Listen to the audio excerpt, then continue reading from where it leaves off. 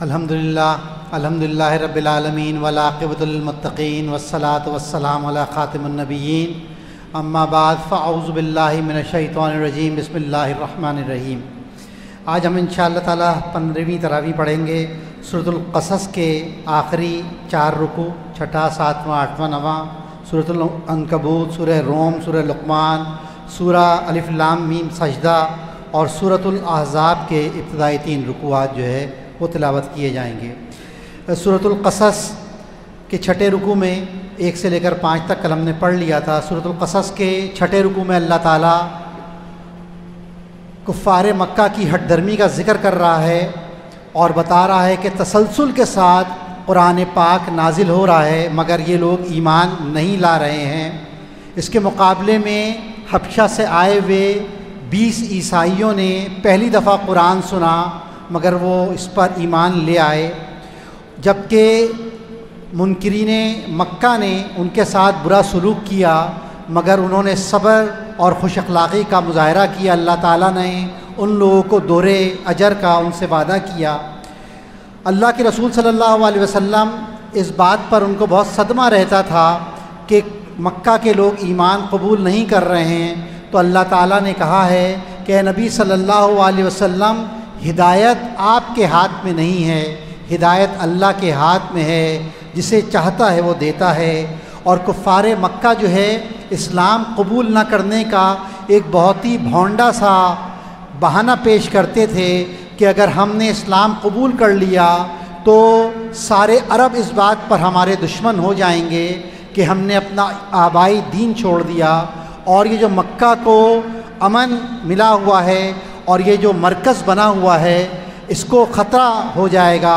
تو اللہ تعالیٰ نے کہا کہ حرم کو جو امن ملا ہوا ہے یہ جائے امن ہے، اور اس کو اللہ تعالیٰ نے جو مرکز بنایا ہوا ہے، مرکزیت عطا کی ہوئی ہے، اس میں تمہارا کوئی کمال نہیں ہے، تمہاری کوئی اسٹریٹجی نہیں ہے، یہ اللہ کا احسان اور اس کا فضل ہے۔ دوسرے رکوع میں اللہ تعالیٰ کہہ رہا ہے کہ قیامت کے دن اللہ تعالیٰ مشرکین سے کہے گا کہ پکارو اپنے ان معبودوں کو جو تم اللہ کے ساتھ شریک کرتے تھے، وہ پکاریں گے لیکن ان کو کسی کی پکار کا جواب نہیں ملے گا۔ پھر ان سے کہا جائے گا، اللہ پوچھے گا کہ جو رسول ہم نے تمہاری طرف بھیجے تھے ان کو تم نے کیا جواب دیا؟ اس بات کا بھی وہ کوئی جواب نہیں دیں گے۔ اللہ تعالیٰ کہہ رہا ہے کہ جس نے توبہ کر لی، ایمان لے آیا اور نیک اعمال کیے، امید ہے کہ وہ فلاح پائے گا۔ اللہ تعالیٰ کہہ رہا ہے کہ اگر اللہ قیامت تک تم لوگوں کے اوپر رات کو طاری کر دے تو کون ہے معبود جو اس رات کو دن میں تبدیل کر سکتا ہے؟ اور اگر اللہ چاہے اس تمہارے اوپر قیامت تک دن طاری کر دے تو اس کے علاوہ کون معبود ہے جو تمہارے لیے جو ہے وہ رات لے کر آئے۔ 8ویں رکوع میں اللہ تعالیٰ نے قارون کا ذکر کیا ہے۔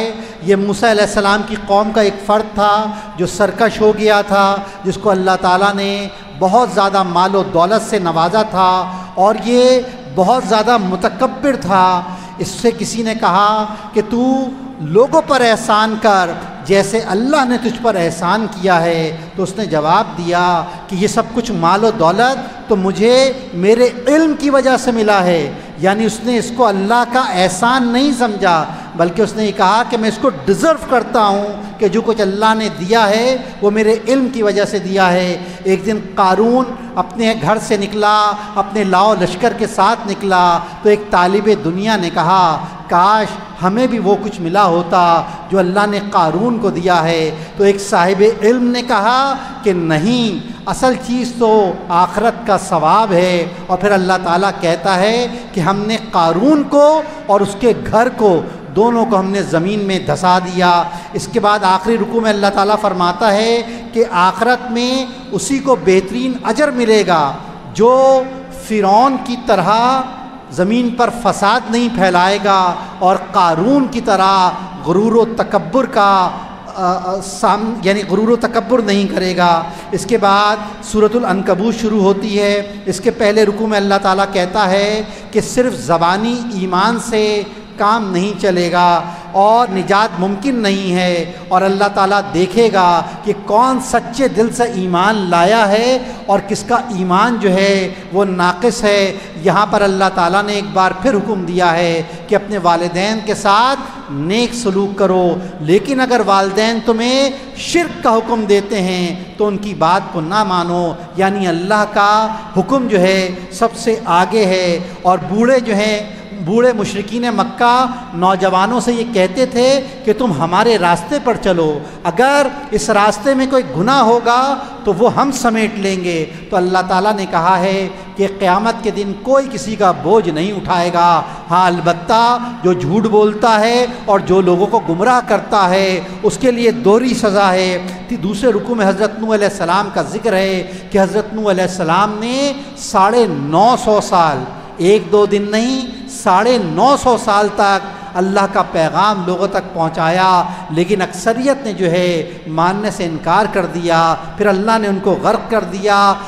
حضرت ابراہیم کا تذکرہ ہے، حضرت ابراہیم نے کہا اللہ سے ڈرو اور اللہ کی بندگی اختیار کرو، یہ تم کس کو پوچھتے ہو، یہ تو محض بت ہیں، یہ تو تم نے جھوٹ گڑھ لیے ہیں، یہ تمہیں کسی نفع نقصان کا جو ہے یہ مالک نہیں ہیں۔ اور اس کے بعد کے رکوع میں اللہ تعالیٰ بتاتا ہے کہ جب ابراہیم کی قوم کے لوگ ابراہیم کے استدلال کے آگے خاموش ہو گئے، ان کو کوئی جواب بند نہیں پڑا، ان کی کوئی دلیل کام نہ آئی، تو انہوں نے ایک ہی بات کہی کہ ابراہیم کو قتل کر ڈالو یا اس کو آگ میں ڈال دو۔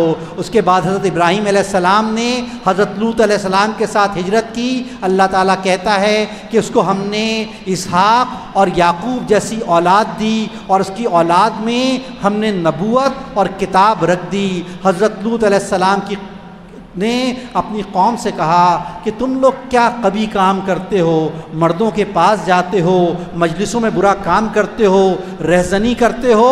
انہوں نے جواب دیا لیا عذاب اگر تو سچوں میں سے ہے۔ حضرت لوط نے دعا کی کہ یا اللہ تعالیٰ مجھے ان مفسدوں سے نجات دے دے۔ چوتھے رکوع میں اللہ تعالیٰ بتا رہا ہے کہ فرشتے، یہ ذکر پہلے بھی آ چکا ہے، فرشتے پہلے حضرت ابراہیم علیہ السلام کے گھر آئے اور اس کے بعد حضرت لوط کے یہاں پہنچے۔ ان فرشتوں کو دیکھ کر حضرت لوط علیہ السلام بہت زیادہ گھبرائے، تو ان فرشتوں نے کہا کہ آپ گھبرائیں نہیں، ہم اللہ کے بھیجے ہوئے فرشتے ہیں، اور آج رات آخری پہر آپ اس بستی سے نکل جائیے گا، اپنے ساتھ اہل ایمان اور اپنے گھر والوں کو ساتھ رکھ لیجئے گا، بجز آپ کی بیوی وہ پیچھے رہ جانے والوں میں سے ہے۔ اور پھر اس کے بعد ان کے اوپر عذاب ٹوٹ پڑا۔ اللہ تعالیٰ کہتا ہے کہ قوم شعیب مدین والوں کو بھی ہم نے ہلاک کر دیا، عاد کو، سمود کو، قارون کو، فرعون کو، اور ہر ظالم کو ہم نے، کسی کے اوپر ہم نے پتھروں والی ہوائیں بھیجیں، کسی کو ہم نے غرق کر دیا، کسی کو ایک بڑے دھماکے نے آ لیا اور کسی کو ہم نے زمین میں دھسا دیا۔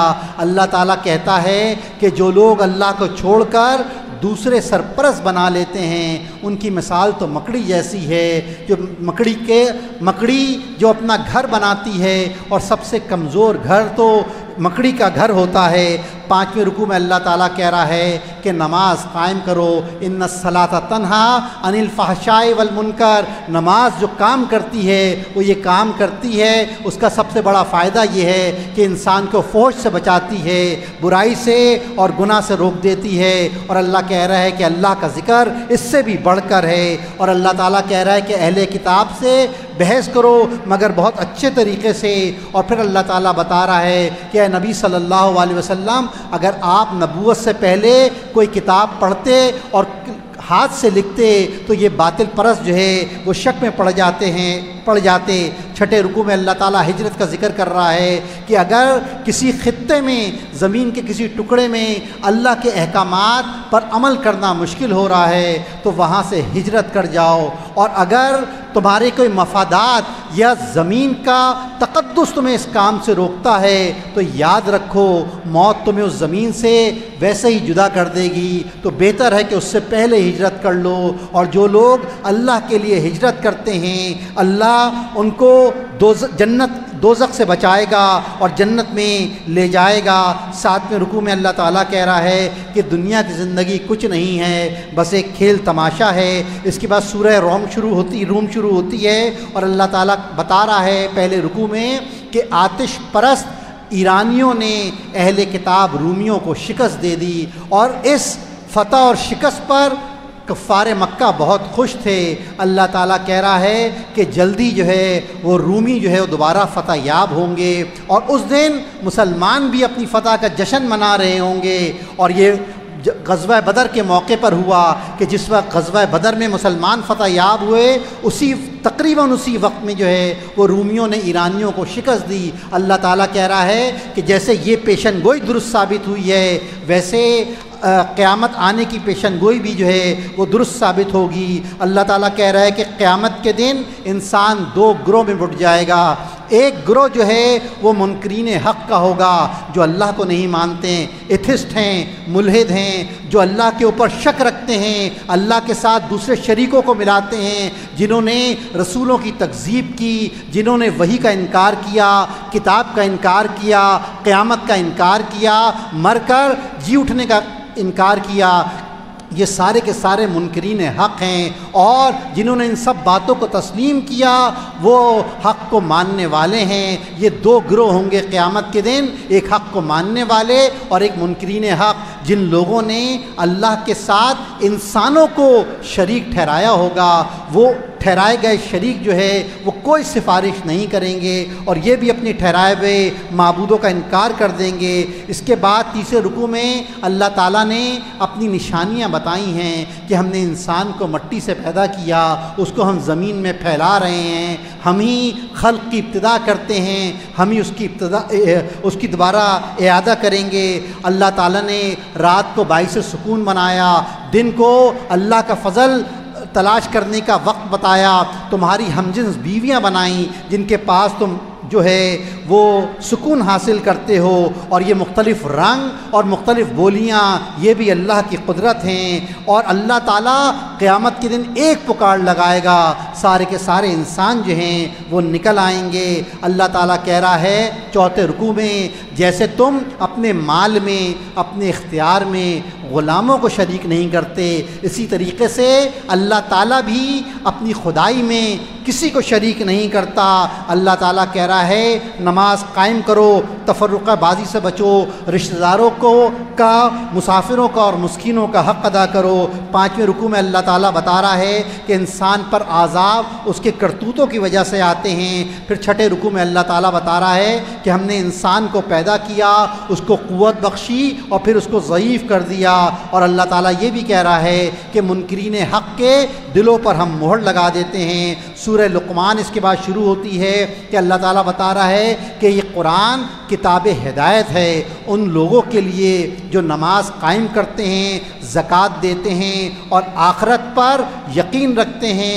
دوسرے رکوع میں حضرت لقمان کی نصیحتیں ہیں جو انہوں نے اپنے بیٹے سے کی۔ انہوں نے کہا بیٹا شرک نہ کرنا، یہ سب سے بڑا ظلم عظیم ہے، اور ماں باپ کا حق ادا کرنا، ان کے ساتھ نیک سلوک ادا کرنا، ان کے ساتھ نیک سلوک کرنا، اور اگر وہ شرک کی طرف بلائیں تو ان کی بات کو نہ ماننا، نماز قائم کرنا، نیکی کا حکم دینا، برائی سے بچنا، لوگوں کو برائی سے بچنے کا حکم دینا، لوگوں سے منہ پھیر کر بات نہ کرنا، اکڑ کر نہ چلنا، فخر نہ جتانا، اور کوئی مصیبت آئے تو اس پہ صبر کرنا، اور آواز کو ہمیشہ دھیمی رکھنا، کیونکہ سب سے بری آواز گدھے کی آواز ہے۔ اللہ تعالیٰ تیسرے رکوع میں کہہ رہا ہے کہ زمین و آسمان کو پیدا کرنے والا اللہ ہے، دن کے پیچھے رات اور رات کے پیچھے دن لانے والا بھی اللہ ہے۔ دنیا کے تمام درخت قلم بن جائیں اور تمام سمندر روشنائی بن جائے اور اس کے بعد 7 سمندر اور آ جائیں تو اللہ کی باتیں کبھی ختم نہ ہوں۔ اللہ تعالیٰ 4تھے رکوع میں کہہ رہا ہے کہ قیامت کے دن کوئی کسی کے کام نہ آئے گا، نہ باپ بیٹے کی طرف سے بدلہ دے گا، نہ بیٹا باپ کی طرف سے بدلہ دے گا۔ قیامت کب آئے گی اس کا علم صرف اور صرف اللہ کو ہے۔ اس کے بعد سورہ الف لام میم سجدہ شروع ہوتی ہے۔ اللہ تعالیٰ کہہ رہا ہے یہ اللہ کی کتاب ہے جو اس کی طرف سے نازل ہوئی ہے۔ اللہ تعالیٰ نے زمین و آسمان کو اور اس کے درمیان کی تمام چیزوں کو 6 دن میں تخلیق کیا، اور اس کے بعد وہ عرش کے اوپر جلوہ افروز ہوا۔ پوری کائنات، اس کے تمام معاملات اللہ تنہا چلا رہا ہے، اس کے علاوہ کوئی مشکل کشا نہیں ہے۔ دوسرے رکوع میں اللہ تعالیٰ بتا رہا ہے کہ مجرم اس دن کہیں گے کہ اللہ تعالیٰ ہم نے سب کچھ دیکھ لیا، سب کچھ سن لیا، ہمیں یقین آ گیا، ہمیں آپ دوبارہ دنیا میں بھیج دیے اور ہم نیک اعمال کریں گے۔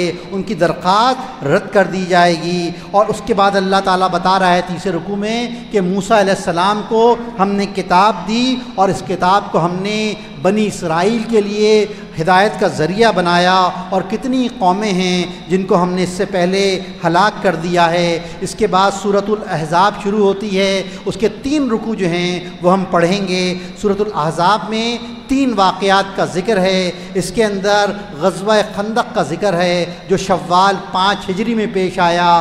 اس کے علاوہ غزوہ بنو قریظہ کا ذکر ہے جو ذیقات 5 ہجری میں پیش آیا، اور اللہ کے رسول صلی اللہ علیہ وسلم کا حضرت زینب سے نکاح کا جو ہے وہ بھی اس میں ذکر آیا ہے، وہ بھی ذیقات 5 ہجری میں پیش آیا۔ پہلے رکوع میں اللہ تعالیٰ کہتا ہے اللہ سے ڈرو اور کفار اور منافقین کی اطاعت نہ کرو، اور زہار کی کوئی حیثیت نہیں ہے۔ عربوں میں ایک رواج تھا کہ بعض اوقات وہ بیوی کے اوپر قسم کھا لیتے تھے کہ اس کی پیٹھ میری ماں کی طرح ہے، اور پھر بیوی ان کے اوپر حرام ہو جاتی تھی۔ تو اللہ تعالیٰ نے بتایا ہے کہ زہار کی کوئی قیمت، کوئی حیثیت نہیں ہے، اور ماں تو بس وہی ہے جس نے تمہیں جنا ہے۔ تم منہ سے لیکن ایسی فضول باتیں جو ہے وہ نہ نکالا کرو۔ اسی رکوع میں، پہلے رکوع میں اللہ تعالیٰ نے بتایا ہے کہ منہ بولے بیٹے کی کوئی حیثیت نہیں ہے، اور بیٹوں کو ان کے باپ کے اصل نام سے جو ہے وہ پکارا کرو۔ دوسرے رکوع میں غزوہ خندق کا تذکرہ آیا ہے جو کہ شوال 5 ہجری میں پیش آیا تھا۔ نہ صرف قریش مکہ بلکہ اطراف کے 10,000 جنگجوؤں نے جو ہے وہ مدینہ کے اوپر حملہ کیا، اور منافقین کا طرز عمل اس میں نظر آیا کہ انہوں نے کہا کہ نعوذ باللہ من ذالک، اللہ کے رسول صلی اللہ علیہ وسلم کے سارے وعدے جھوٹے ہیں، واپس چلے چلو، اور ہمارے گھر جو ہیں وہ خطرے میں پڑ گئے ہیں۔ اور اللہ کے رسول صلی اللہ علیہ وسلم نے خندق کھود کے جو ہے وہ مدینہ کا دفاع کیا، اور جو ہے اس میں کچھ مسلمان شہید بھی ہوئے۔ تیسرے رکوع میں مومنین کے طرز عمل کا ذکر آ رہا ہے کہ مومنین نے جب کفار کے لشکر دیکھے تو پکار اٹھے کہ یہ وہی چیز ہے جس کا اللہ اور اس کے رسول نے ہم سے وعدہ کیا تھا۔ وآخر دعوانا ان الحمدللہ رب العالمین۔